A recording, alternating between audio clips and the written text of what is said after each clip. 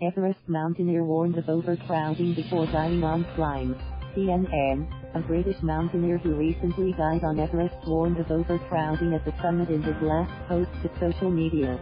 Robin Haynes Fisher died of what appeared to be altitude sickness at 8,600 meters, 28,215 feet, while descending from the summit on Saturday, May 26. I am hopeful to avoid the crowds on summit day, and it seems like a number of teams are pushing to summit on the 21st.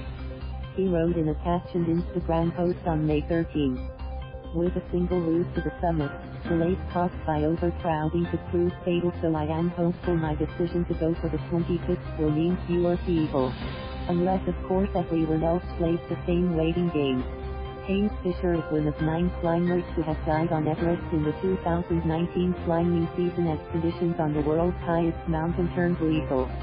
During the week beginning May 20th, crowds of climbers became stuck in a queue to the summit, above the mountain's highest camp at 8,000 meters, 26,247 feet. The summit of Mount Everest is 8,848 meters, 29,029 feet, high, an elevation at which each breath contains only 1/3 of the oxygen found at sea level. Most people can only spend a matter of minutes at the summit without extra oxygen supplies, and the area where the climbers were queuing is known as the death zone. Mountain guide Adrian Bollinger told CNN that difficult weather conditions during this season led to overcrowding as summit attempts were restricted to a small number of days, and problems were exacerbated by a lack of experience among some climbing teams. Bollinger said people officially die from exhaustion, but what that usually means is they run out of oxygen supplies after spending too long at extremely high altitudes. These deaths were entirely preventable, he said. And they were due to this lack of judgment on a difficult season with difficult weather.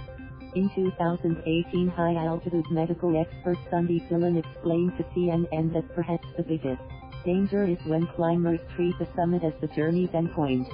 According to Dillon's estimates, you've probably got a 1 in 10 chance of dying on the way down. People are perfectly capable of exerting themselves beyond their capabilities whilst underestimating the demands that those extreme altitudes place on you, he said. They forget they're in the death zone.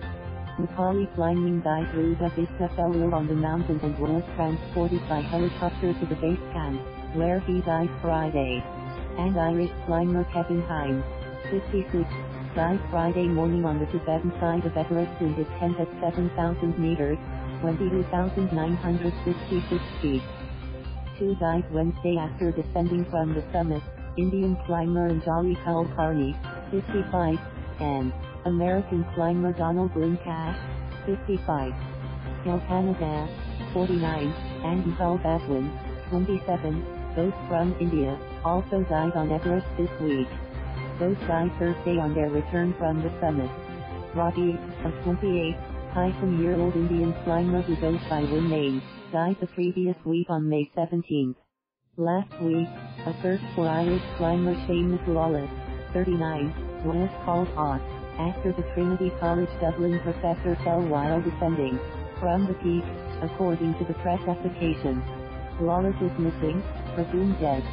The death toll for Everest's 2019 climbing season is not unusual for the mountain. In 2018, 5 climbers died, while 6 died in both 2017 and 2016. More than 200 mountaineers have died on the peak since 1922, when the first climbers' deaths on Everest were recorded. The majority of bodies are believed to have remained buried under glaciers or snow.